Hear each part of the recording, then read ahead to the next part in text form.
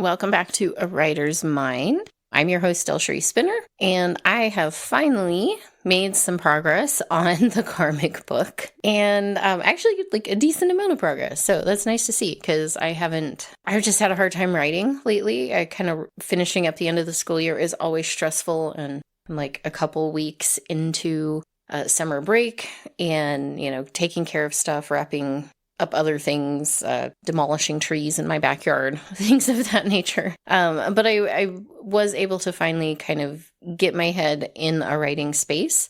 I had written chapter 2 and chapter 3, and then kind of realized I needed to turn chapter 3 into chapter 4 and go back and insert a new chapter 3 when I knew there were some issues and I just wasn't sure how to fix them yet.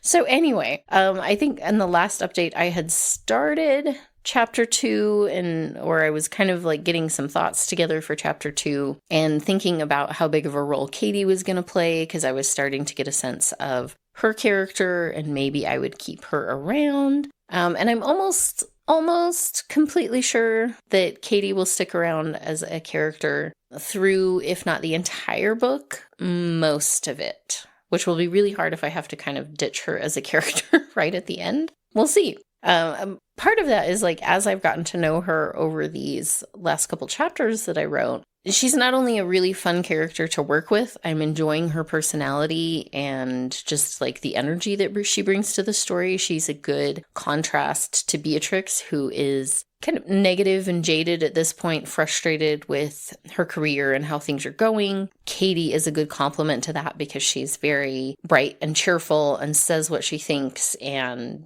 just kind of one of those people that's just like, she is what she is, and you figure that out in the first like 5 seconds of talking to her.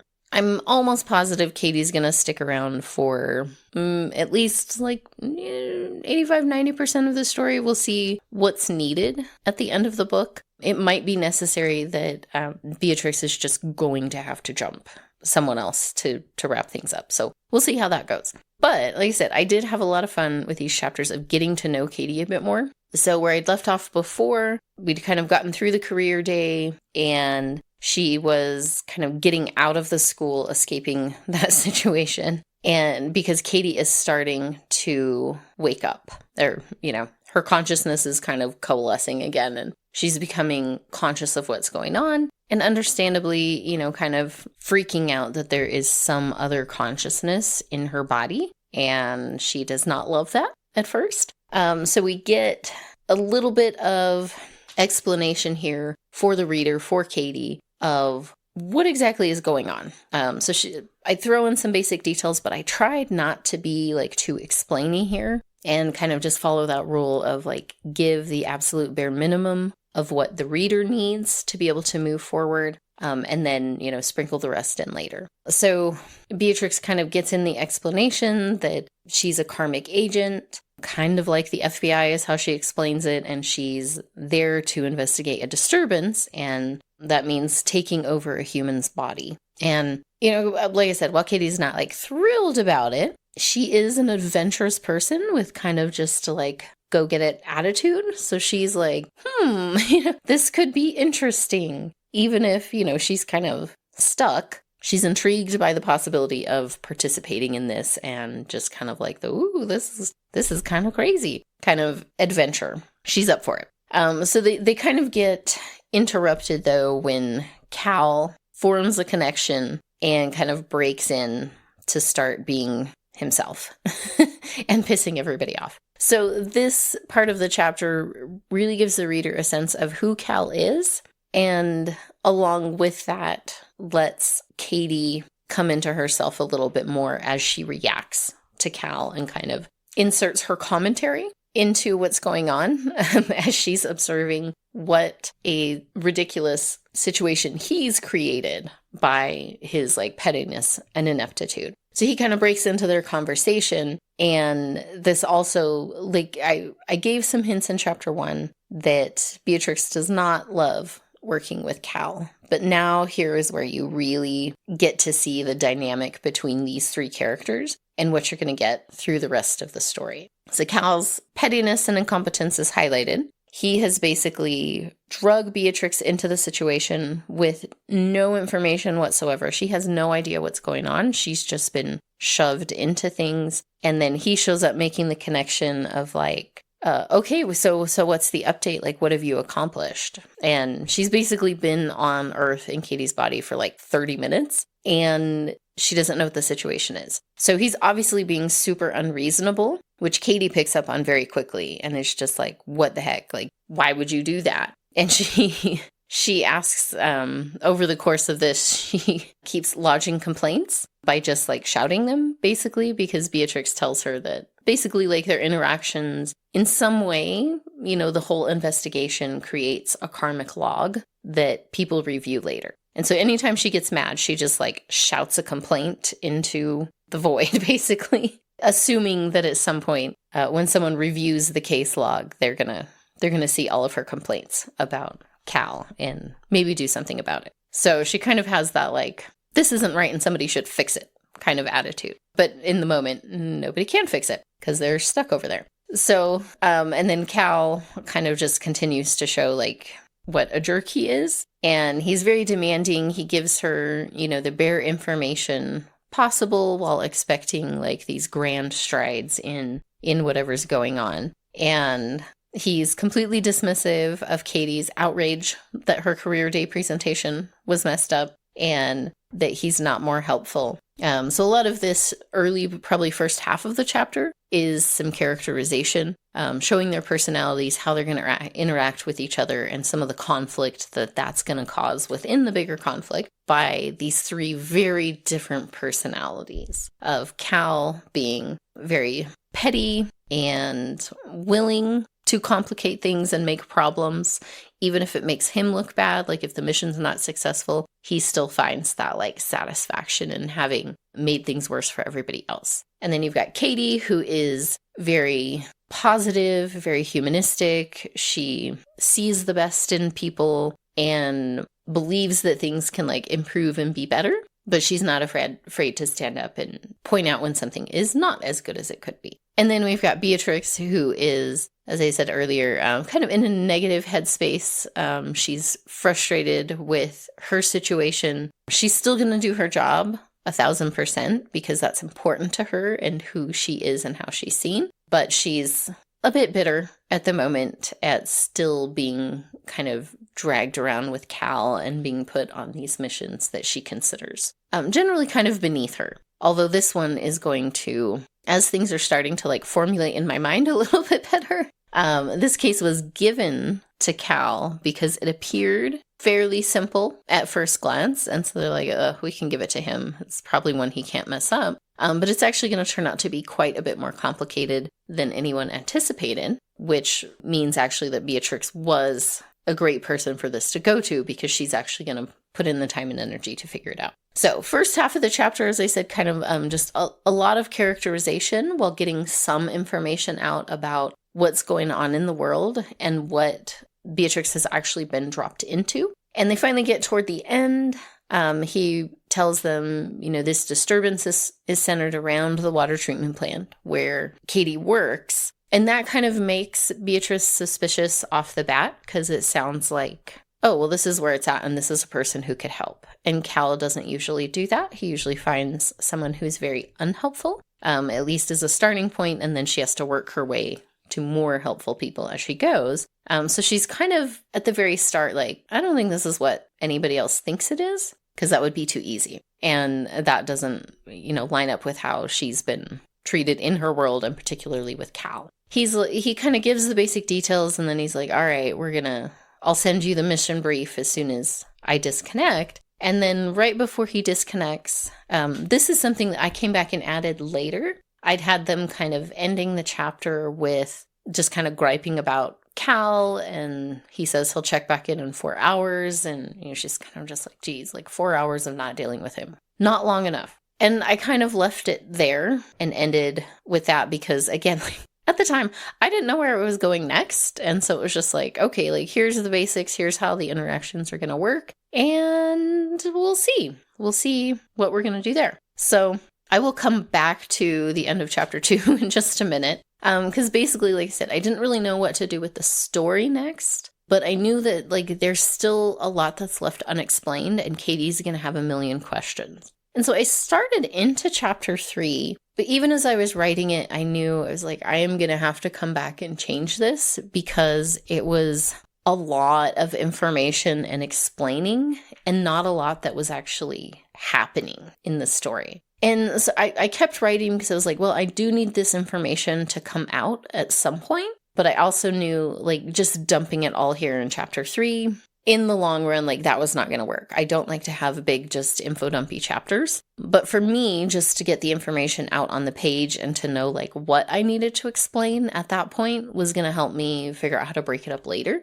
So I went into chapter 3 and I had them, they're in the parking lot and she's kind of like, okay, where are you supposed to be now? Like, what would be the normal next step in your day? And she's like, oh, well, I'm supposed to go back to work. Like, I'm technically working now. I went to career day as, like, part of, public outreach, basically. Like, she's still working. And Katie's kind of like, Beatrix was like, great, all right. But she's like, well, we do need to start getting some information about the water system and all of. So originally, chapter 3, I had them just kind of driving to her work. They're having some conversation about what's going on. As she's driving, like, she's thinking, or she's skimming through the mission briefing that Cal has sent and getting some of the details of, like, what's actually going on. And it's not a lot, but it explains some of what's going on and just, like, why it's gotten their attention and why they've sent her down there. And, Katie has a ton of questions at that point too. And I'll come back to this bit in just a second. But like I said, basically I wrote the chapter knowing this is not going to work very well because it was just like information as we're driving. And it's something that as I've looked back at some of my older stuff, I tend to have sections of, like, we're driving and we're talking and we're learning and thinking about stuff. And that's not very exciting for the reader. Like, yes, sometimes you just need a chapter where you're going to get some information out and they're driving in a car or whatever. But I was wanting to avoid that in such a big chunk, and particularly right at the beginning of the book, chapter 3, where it was like, you have kind of a funny start, then we have a conversation, and then it was like, oh, and then another conversation. So I knew I was going to need to change this chapter, but I hadn't really sorted out how or why. And Chris and I went to dinner that night, and I was kind of just, as we were chatting about our days, I was like, well, I got some writing done, but, like, it's just a giant info dump, and I need to change that. And so we were talking about how I could maybe break that up, or what else needed to be going on in that section of the chapter. And we kind of started talking about bigger picture ideas for the book and where it was heading, like, what was the point? And I was like, yeah, what is the point? What am I doing with this story? And as we chatted about it a little bit more, and I was kind of explaining, I was really kind of getting into, like, Beatrix as a character and her history a little bit more, and the point of the world in general, and why she's there, like, why this thing is happening. And trying to figure out, like, is this just one isolated incident and it's just going to be like, oh, story in this book, story in this book, story in this book. Like, I had a sense, and I'd had some notes already written down that, like, yeah, it's going to be an episodic story as far as, different situation in different books. But I do want this overarching storyline that's going to guide the series as a whole. And I had an idea of, there's the interplay between the three worlds of the karmic, the not karmic, and the, chaotic karmic. And that they're always, trying to fight for this, well, balance on one side, dominance for the chaotic group. And then the humans are just kind of like, who knows? We're not aware of any of this. And so I had that sense, and I'd had maybe an idea of a storyline where Beatrix is actually fairly friendly with one of the chaotic agents. She looks at them as they're doing their job, and we're going to have, kind of these interactions here and there. But I didn't have fully, like, a sense of the overall storyline of the series. And I still don't. I haven't quite figured all of that out.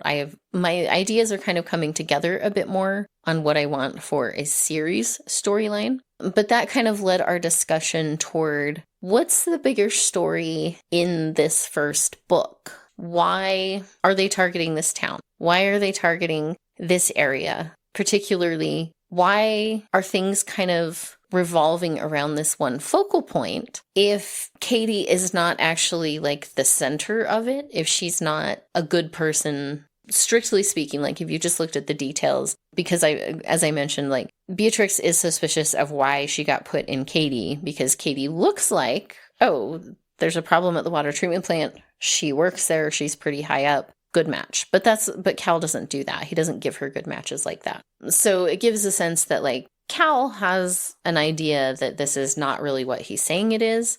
So he's put her in Katie to be less than helpful. But I kind of wanted this to like come back around on Cal. I was like, yeah, you thought you were being a jerk about this, but actually, because it was more complicated than he could understand, he actually ended up being helpful in that process. And so as Chris and I were like chatting about this and the fact that like I do want to keep Katie in the story close to the end or all the way to the end, I kind of came to the realization that like I did actually want it to be focused on Katie, but not in the way that you might think. And what I want is for her to be kind of a surprise center of this story that nobody really sees until the very end. And I'm still kind of developing the exact plot points that I'm going to bring in. But talking it through with Chris gave me a better sense of how I want the storyline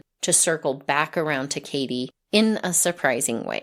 And so I'm not going to tell the whole thing because I don't have it completely worked out. But what it helped me realize is that I do actually need to plan things out so that things focus back around to Katie and build that in. And so that means I need to show a little bit more about who Katie is and why someone from the chaotic karmic world would single her out and pinpoint her in this situation. But not in the way of like trying to harm her or trying to influence her, because some people on the chaotic side are going to be more easy to influence. Like someone who's already got a personality that leans toward causing problems and chaos, someone who's already aggressive, somebody who's unstable and can be influenced easily, someone who's got maybe some emotional or mental health challenges that makes it hard for them to spot manipulation and avoid it, that sort of thing. Those are going to be the type of people that are usually targeted by the chaotic agents, where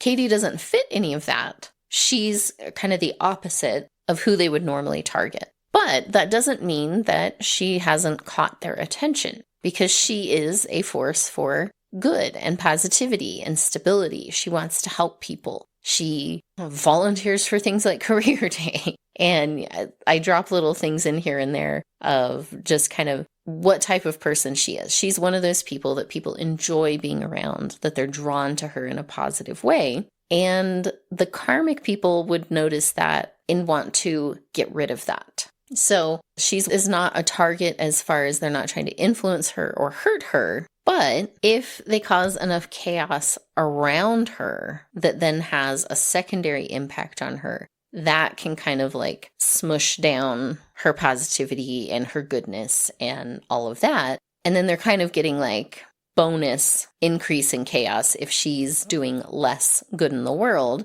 then that opens up more opportunities for negative things to happen. So I'm still working out kind of the details of how that's going to circle back around. But thinking about that gave me a new focus on what I need to do in these early chapters and where the story is going to go.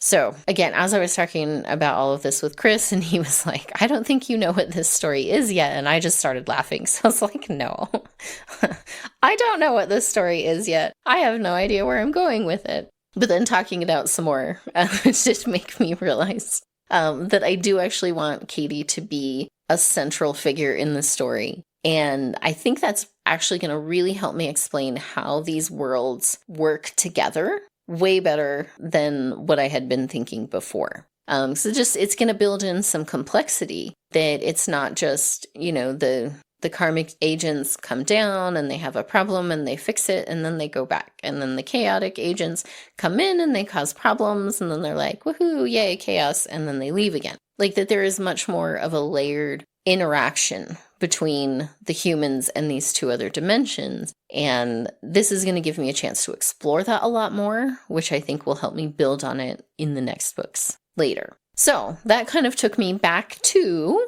how do I get away from this super explainy chapter and add some action in early on? And I had kind of I'd had in mind as part of the explanation of what Beatrix gets in the mission report, she gets a list of victims. And basically these victims are what has finally kind of pushed her agency over the edge to say like, okay, we've been watching this and something seems to be going on, to now like, okay, we need to step in or it's going to start snowballing.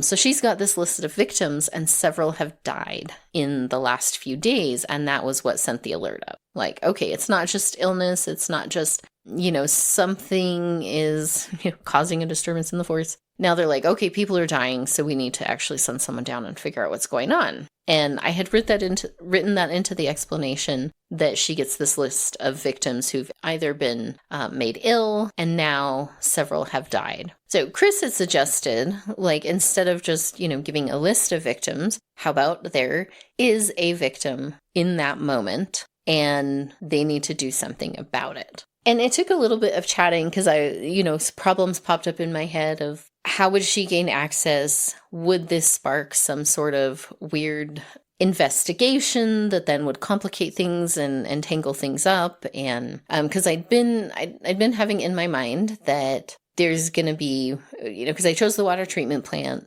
and there's going to be something related to water that's making people sick. That was my initial idea. And it's like, well, how would anyone control who got sick? Because I didn't want it to be like, oh, the whole town has gotten sick. This one reservoir, tank, this one tank has been poisoned. And like, that would be easy to locate. It's like, well, this water goes to these people and they all got sick. So, and that's actually like, it would be really hard for someone to actually like get in and affect the water supply of a town like that. There's a lot of redundancy built in. There's a lot of testing. There's a lot of security surrounding that. So that actually would be pretty complicated to achieve. And the person I have in mind who's actually like being influenced by the chaotic agents and causing a lot of this problems was like, there's not really any reason he would have access to be able to do something like that. And I want this to be realistic. Like, this isn't, a chaotic agent super spy who's come in and can, pick locks and has technologies and all of that. These are regular people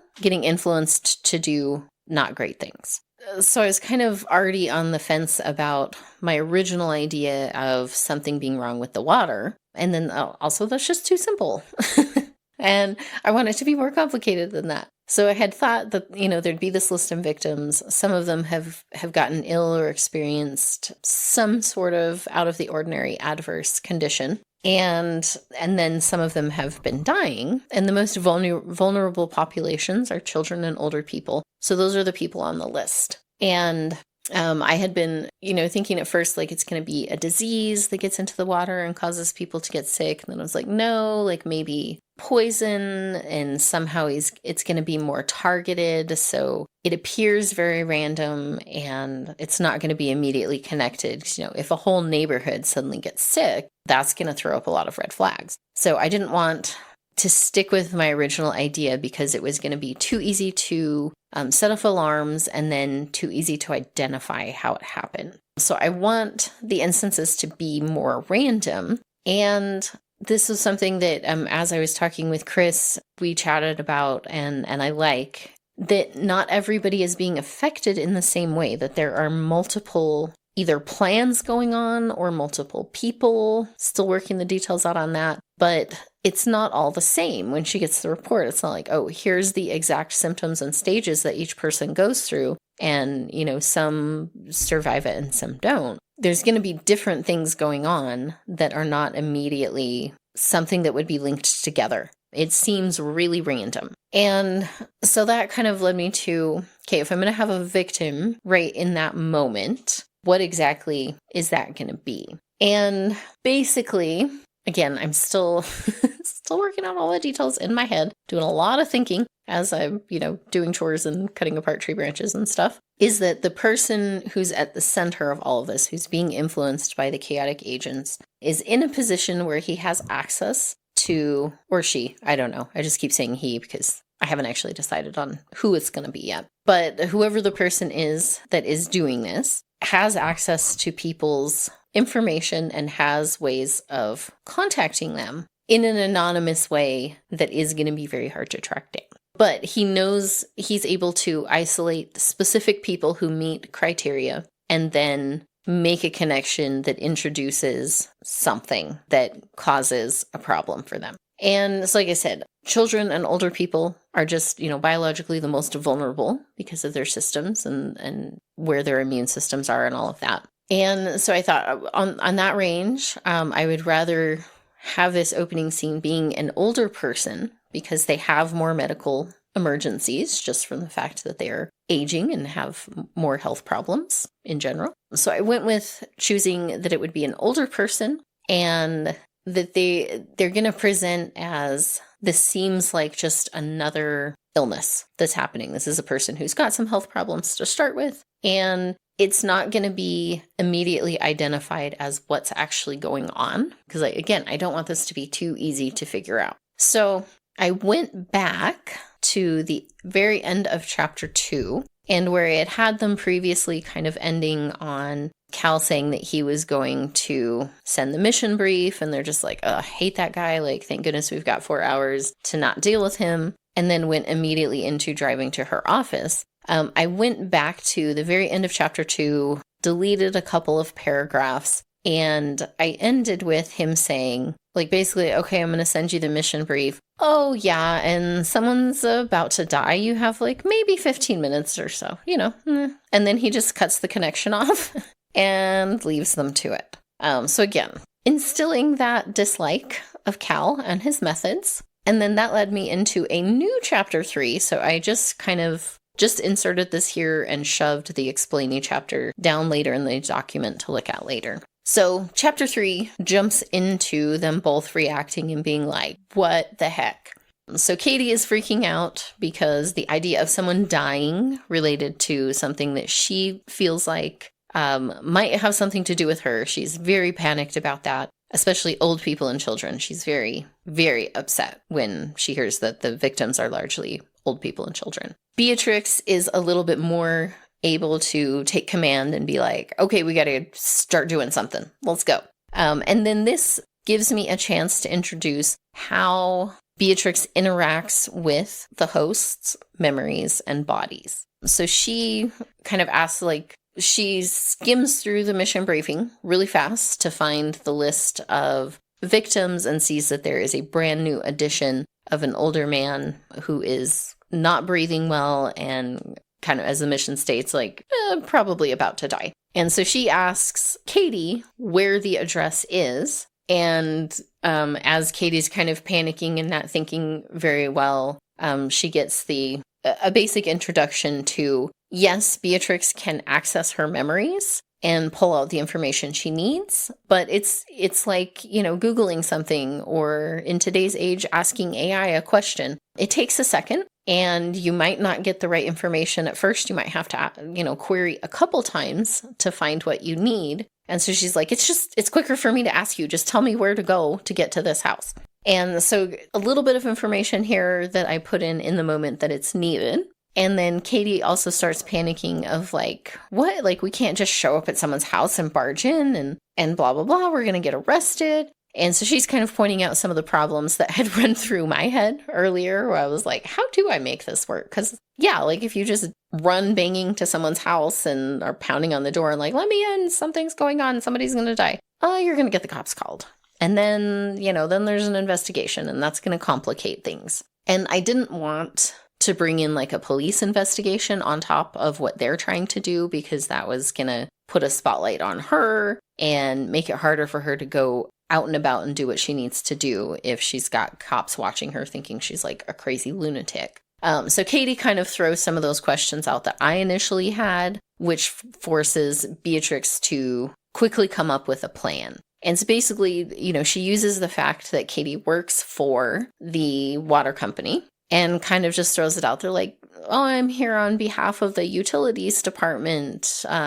We had some complaints in the neighborhood. Are there any problems? And an older woman answers the door, and she's not great with English, and she's kind of just like, no, it's fine. My husband's sick. Like, I don't have time to deal with this. And she tries to just get rid of her. And so Katie kind of, again, the woman doesn't totally understand like why she's there or who she is. And Katie kind of uses that confusion to be like, oh, he's sick. Oh no, I work for the city. Like, I can call someone. Let me help you. And the lady is just kind of like, yeah, I guess like he needs help. And so she does let her into the house, and she's kind of saying she's a person who is less likely to call for an ambulance or police because, that could easily get turned against her. And I've kind of set it up. It's a town. I used my home state of New Mexico to set this in because it felt like like a good place. And sidetrack, because I forgot to mention this, I went back and added in chapter 2 because I hadn't given the town a name or really like settled on where it was. But as I was writing this section, I was like picturing, where I live and some of the cultural and political conflicts that come up here. And it was like, yeah, this really fits with where this story is going. So loosely based kind of on this area that I'm familiar with. And I decided, I chose a name as I was like, what should I name this town? A funny occurrence popped back into my mind that there was a little preschool near where I live that actually just got demolished because they're building a new one. And at one point, my daughter actually went there when she was little bitty. And I either didn't know or remember, or who knows, but I think that their little mascot for the preschool must be an eagle. And it's preschool, so somebody at one point had thought, like, oh, like baby chicks in a nest. And they'd put up this like welcome sign on the fence. This was a couple of years ago that I remember seeing it. That was like, welcome to the eagle's nest. And I was walking the dogs when I saw it, and my son had been in Europe that summer visiting they weren't engaged yet, but his girlfriend at the time where she was stationed, and he and a friend went to Eagle's Nest, which was something Hitler built. And, it was kind of, you can go read about that, but it was just funny because when I saw that sign on the preschool, I was like, wait, why would they say welcome to Eagle's Nest? Do they not know that is like, mountain bunker that Hitler built in Germany? And maybe someone told them because the sign disappeared pretty shortly after, and then I haven't seen it since. So maybe somebody was like, maybe that's not the best thing to call this preschool or to have as the mascot, and like that's not the best phrasing to use. But it just stuck in my mind as funny. And so as I was thinking about what should I name this town, that immediately popped into my head, and I was like, yep, this town's going to be called Eagle's Nest. And Beatrix, who, has been around for like 3,000 years and knows all about that, questions that and is like, wait, what? Why would they name this town that? And it is funny because I had forgotten, and Chris pointed out that there is actually a place in New Mexico called Eagle Nest because there are eagles there. And so it's not that's like out in the middle. This is a fake town, Eagle's Nest, that, Katie explains, the people here had never heard of that. And she's like, well, why didn't they change it? And it's like, who knows? It's that kind of town. So sidetrack to talk about the town and where they are. So I'm picturing this being kind of a small to medium-ish town, like big enough to have their own city services, but small enough to have problematic conflicts and strong opinions on certain things that cause additional conflicts. So this poor woman who finds Beatrix at her door asking about utilities and saying like, no, but like my husband's sick, I don't have time to deal with this, is uncertain enough, and she lives in a town where she could be, where calling for help could cause other problems for her and her husband. So she's reluctant to call for help. She's kind of like, well, he gets sick, like maybe he'll get better, but he's getting worse really quickly. And, Beatrix has obviously additional information to know that like, no, he's not going to get better. So she talks her into calling for an ambulance, And she tries to ask a few questions, but it's kind of it's a chaotic moment. And she doesn't want to be like overly aggressive with the woman, but she gets the man help and the ambulance comes and takes them both off. And she interacts with one of the neighbors a little bit to kind of get a sense of who they are and everything. And so I have it kind of set in my mind that she's going to go on with what she needs to do, but she's established a connection here that she's going to come back to as far as like reaching out, like, oh my goodness, like, yeah, we just wanted to check in on you and see how he was doing. So that kind of gives them an end to follow up. And I think in the next couple of chapters, they'll come back to this couple and start asking questions and start trying to make connections with other things that have been going on that they find in the mission briefing. So it introduces some action here. It does give me a little bit of a chance to bring in some of that information that I was looking for, or that I had already put in, but breaking it up a bit more with some interactions. And it also kind of without meaning to at first, because as I was writing, I was focusing in on, she's getting in there, she's trying to figure out what's going on, get help for the older gentleman, and just get through it. And as I probably got about like 2/3 of the way through the chapter, I was like, oh, like I've completely written Katie out of this chapter. Like outside of the initial, like, how are we going to get in here? Once Beatrix starts, goes up to the door and starts interacting, Katie kind of dropped out of the chapter. And I thought about that and I was like, well, do I need to go back and rewrite and have her insert here and there? And it didn't feel right with the flow and the way the chapter was going. I felt like having her insert comments or splitting Beatrix's attention, it didn't feel right with the chapter. So I thought about like, okay, why might Katie shut down in this situation?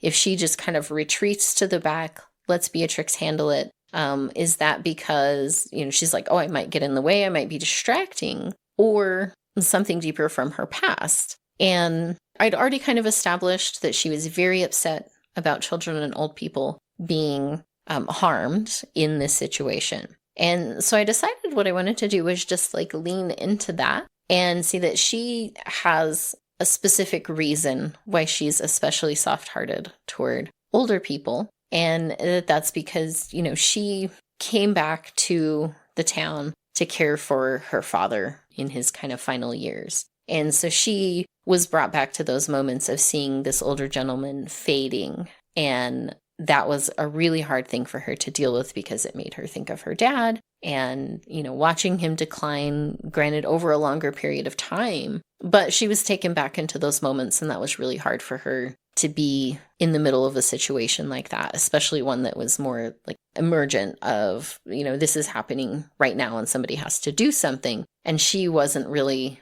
the person to be able to do something right then. So when I open chapter 4, I'd had all of that explainy stuff of them driving and blah, blah, blah. So again, I just like shoved that down, literally, like I just hit enter a bunch of times to get it out of the way, to clear up the beginning of the chapter. Because I did not want to start with like, okay, well, now let's drive to your office. I wanted to take a minute to kind of explore Katie and how she was dealing with and processing that situation. Because, for one, just to get to know her character a little bit more, but because I also needed to establish, like, where are some of her, I don't want to call it a weakness to be, like, upset and traumatized by something like that, but in the sense of character, like, strengths and weaknesses, needing to identify where are some of her weak points where she's not going to be that person who's like, hey, this isn't right. We need to step in and do something about it. This was a moment for her where she's like, I cannot be the one to fix this situation because it was too traumatic for her. It was bringing up some really hard moments in her life. And so she and Beatrix have a conversation about that. When they get back in the car, instead of immediately taking action, they have a short conversation where Beatrix puts it basically as like, hey, it's okay if that was not something you can deal with. I just need to know why and if it's going to come up again. And basically, she kind of frames it as like, if this is not an area where you're going to be able to step in and be of assistance in a moment like this, that's okay. I just need to know that ahead of time so I can, plan differently. She understands human trauma. She has dealt with so much of it over so long. She gets that people have their limits. And so this is not accusatory or judgmental in any way. She tries to handle it very compassionately. And Katie responds to that, and she shares about her dad, and just that, that kind of brought up all of that with her. And I kind of bring in a lighter moment as they start shifting gears, and it's like, okay, let's go to your office. Let's start digging through what's in the mission briefing compared to like her test results and what she's seeing, and see if there's any discrepancies. Like maybe somebody is fudging the test reports, and Katie wasn't aware that was happening. Not the case, but they've got to have somewhere to start, because there's not a lot of information in the mission briefing. And so they know there's a problem, but she's still not really sure where to start it. And so this is actually where I move the mention of like getting into her memory as like Googling something or asking AI. And I want to show Katie kind of like livening back up a bit, coming back to herself. And she's kind of like, oh, like you can see everything. And she's like, well, it's not like it's all just dumped into my head. And so she like mentions a name. She's like, okay, well, if you ever come across the name Alex Lowe, like just ignore all of that. And Katie's like, or Beatrice is like, no problem. That's fine. I don't need to know anyone's dirty secrets. And so just kind of a little bit of a moment of lightening the mood there, and showing that, yes, like Katie is a sweet and wonderful person, but, everybody's got their embarrassing stuff that they don't really want dragged out in front of everyone else. And then that kind of led me back into the original chapter 3 of digging into some of the details and explaining. I do trim it down. I moved a few bits to the end of chapter 2, and then here and there in chapter 3 to break it up a little bit. And then I add in an interaction with one of Katie's coworkers to, again, kind of just give a sense of that the world's a little bit bigger than the two of them, and to show just how she is thought of and liked in her workplace. And so they just have like a short conversation about how the career day went so poorly. And Katie prompts her like, oh, ask her about her cat. I always ask about her cat. And so they just kind of have a little bit of an interaction to help build out the world a little bit more, give a little bit more insight into Katie before they actually get to her office, which is covered in plants and stuffies and stickers. And it's just like an explosion of her personality that Beatrix is like, oh my gosh, how do you focus in this room? This is like total chaos. But Katie is just like, oh my gosh, I feel so much better. We're back in a space that makes sense. So again, kind of showing their contrast and how they're going to play off of each other throughout this.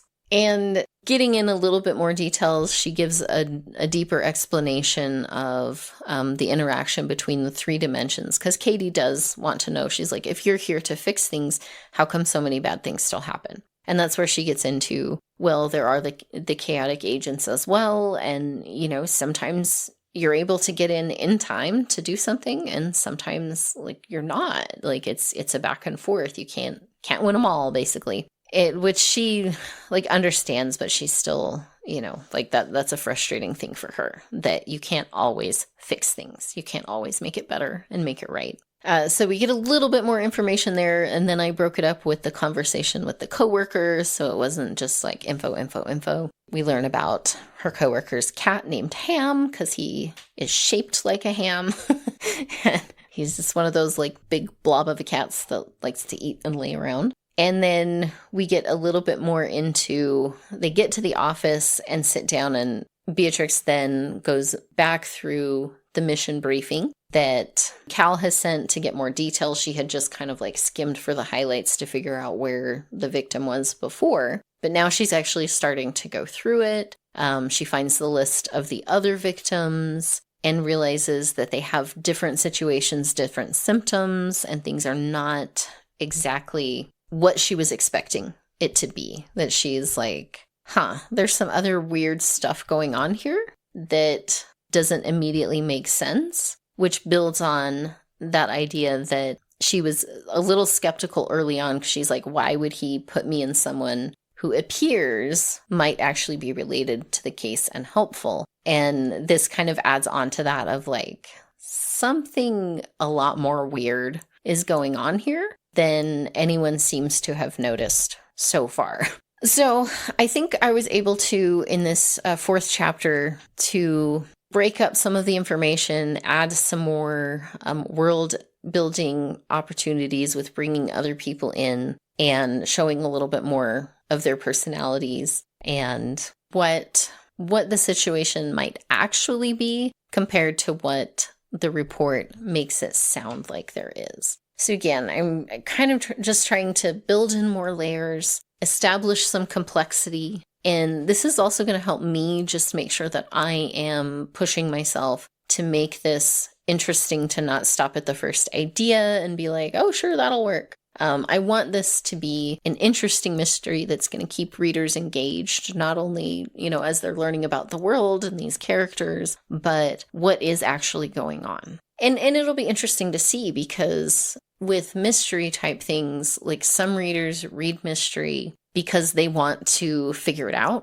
They want to beat the characters. It's, kind of that race of like, can I put all the clues together? Am I going to be surprised? Am I going to be tricked? Did I see all the clues and put them together? There's kind of that type of reader. Some mystery readers, this is a little bit more me. Like when I read mysteries, I actually don't want to figure it out before the end. I'm not trying to race the character. I like to go through the process of figuring it out along with the character. And I enjoy being surprised by the ending.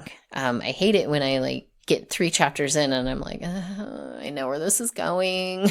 And then it does go that way. And then I'm super disappointed when I get to the end of the book because I wasn't surprised. There weren't any details that connected in an unusual way. If I figure out the mystery before I'm supposed to as the reader, that's usually a disappointing reading experience for me, particularly if it's super early in the book. And you're like, oh, I've seen this pattern before. I know how this story is going to go. So I don't want that. I don't want this to be, it can appear obvious, oh, well, blah, blah, blah, but it's not. It's not going to be the thing that you first think. And I'm still working out some of those details as I go and trying to, fill in those gaps of puzzle pieces that I don't have yet. But I am starting to get a much better framework of what is the point of the story, as Chris pointed out. What is the point? I am figuring out what is the point of this story more. That circling back around to Beatrix, or to Katie, is going to be a big part of that. But also just the complexity of these interactions. These 3 dimensions have a lot going on between them. And I want that to be mirrored in the actual mystery that she's there to solve and hopefully fix. She's obviously, they're not going to be successful every single time they come down to deal with something. But I want there to be the same level of complexity between the worlds as there is in the characters and in the storyline of the mystery. Because life is messy. It's hard to know the right decisions, to connect all of the dots, to know, when there's these seemingly clear-cut divisions between good and bad. The karmic people see themselves as the force for good. The chaotic people, maybe not all of them necessarily see themselves as the bad force, but they see themselves as the opposing force. They're supposed to cause chaos. Chaos is their purpose. And then the humans kind of just, take the brunt of either side. But that's very deceptive to be able to say, well, this is good and this is bad. This is the right choice and the wrong choice. It's never that simple. And I think that's kind of what I want to get across with this series, is just the idea that real life is extremely complicated. And it's really hard to know always the right decision and what effect your actions will have on the people around you, on society, on, your immediate situation. You can think that you're doing the right thing. And then there can be, 10 unintended consequences you didn't even think of that end up causing other problems. It's not easy to figure out for the humans, but also showing the karmic and the not karmic people that some of them are so locked in and they think this is the thing. This is the correct way, the right way. This is our purpose. And really, none of this is going to be quite what any of them think it is by the end. There's a lot of exploration and learning and growing, I think, on all the characters' parts to really start to understand like just how complex and messy all of this is. And you can't go into something thinking you have the answer or you have the right way and then try to enforce that on other people. That it's never going to go the way you think it is. So like I said, I'm still not totally sure on what the overarching plotline is going to be, as far as like I couldn't tell you the individual events that I need to happen to get them to figure it out. But I have an overall sense in my head of Beatrix and the other person that I have not figured out or identified yet, her kind of opposite person in the chaotic karmic dimension of this kind of confrontation of she thinks things are one way, or she, who knows, that they have this idea of how things work and what's going on, and that is not how things work or what's going on, and having to kind of face that and look at how things operate and figure out if it needs to change or if things are just not what they said and they've kind of got to come to a realization in some way or another. Still figuring that part out. Obviously, a lot of details to unpack, but I would like to have definitely a more concrete sense of the series plotline by the time I get to the end of this book. So that way I can plan that out more and make any changes that I need to make in this first book. So I'm not stuck with something that I put out into the world in book one. And then later on, I'm like, oh, shoot, that doesn't work or make sense with what I came up with later. So as I'm figuring out this book's plotline, I'm really also trying to dive into what is the overall plotline of the series and I want to have a pretty firm grasp on that so that as I, come up with new situations for other books in the series, I can be building in consciously and with intention aspects of the overall plotline that will help me keep things consistent and make sense and not end up with weird problems at the end that I was like, oh, I didn't think about that, or I was just winging it the whole way through and now I'm stuck with some weird issues that I don't know what to do with. That is my goal. I think over these first 4 chapters, I've made a lot of progress in figuring out what this story is going to be and how these worlds work together. I still have a little bit of sorting out to do, well, probably more than a little bit, but I'm getting closer and it's starting to make more sense in my own head. And pieces are starting to fall into place as I'm thinking about them kind of in non-writing time. This is still living in my head and developing and growing as I go. So I'm not sure if I will do a little bit more work on this one or if I will jump back to the not karmic story with Penelope and Arya. I kind of need to just think about both for the next little bit, which I will do kind of today and give me something to put my mind on while I'm brushing out dogs and giving them baths this afternoon because they are filthy and smelly and that needs to happen. So I'll be pondering where I'm going to go with both stories as I kind of, work on some chores and do some other stuff around the house. And I'll see which one I settle on, where I, get some ideas for moving forward. And then I'll share that next time. So I don't know what I'm jumping to next, but I will have something else to talk about hopefully soon. All right. I will be back hopefully not too long after. Thanks for listening. If you want to check out any of my other books and just kind of the whole crazy process of republishing and changing my name and revising other stuff, you can find me online pretty much anywhere. I'm easy to find if you just search for my name. Benefits of having a unique name. But everything is housed together on my website, dilsheriespinner.com. Check out what else I'm up to, and I'll be back hopefully next week.